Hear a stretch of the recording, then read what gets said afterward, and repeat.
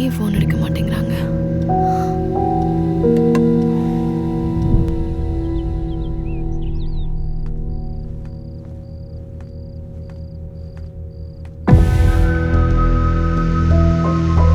ஜெயந்தி மேடமுக்கு ஒரு 2 கேன் போட்டுரு. சரி, இது எல்லாத்தையும் கணக்கு போட்டுட்டு அமௌண்ட் எவ்வளவு வருதுன்னு பார்த்து சொல்லு.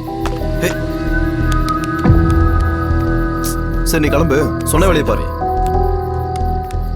வேற ஃபோன் பண்ணிருக்கானே.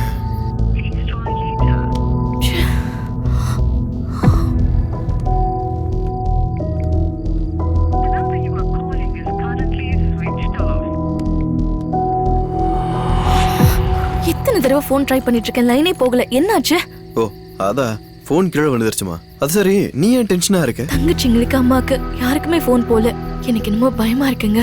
ஐயோ, கிராமம் உள்ளமா அது சிக்னல் இல்லாம இருந்திருக்கும். பார்த்துட்டா அவங்களே பண்ணுவாங்கம்மா. இல்லைங்க, மத்தியானத்துல இருந்து ட்ரை பண்ணிட்டு இருக்கேன், ரெஸ்பான்ஸே வரல. அப்போ ஜெகதீஷுக்கு ட்ரை பண்ணி பாத்தியா? அவனோட நம்பர் என்கிட்ட இல்லையே. ஐயோ, நம்பர் இல்லையா? எனக்கு ஏதோ பயமா இருக்கு. ஒரு எட்டு பார்த்துட்டு வந்துடலாம் வாங்குங்க. ஏமா, இப்பயா டைம் நின்னு பாத்தியா?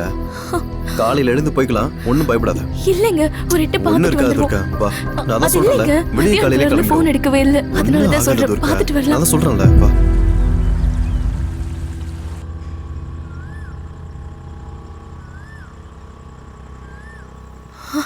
என்னங்க இது?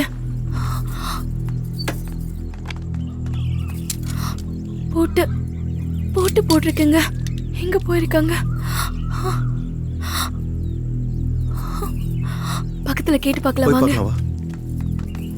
அக்கா, எப்போ வந்த துர்கா? இப்பதான் வந்தேன். எங்களோட வீடு பூட்டி இருக்கு. வீட்ல எல்லாரும் எங்க போனாங்கன்னே தெரியல.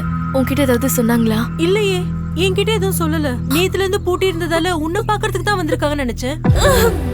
துர்கா, என் தங்கச்சிங்க என்கிட்ட சொல்லாம எங்கேயும் போக மாட்டாங்கக்கா. அவ்வளவு தடவை கால் பண்ணி அவங்களுக்கு காலே போகல. குறைஞ்சபட்சம் மெசேஜ் ஆவது போடுவாங்க. ஆனா இப்ப அது கூட இல்ல. எங்கேயும் போயிருக்க மாட்டாங்க. வா, ஒரு வாட்டி ஊர்ல போய் பார்க்கலாமே. வா, பாருங்க.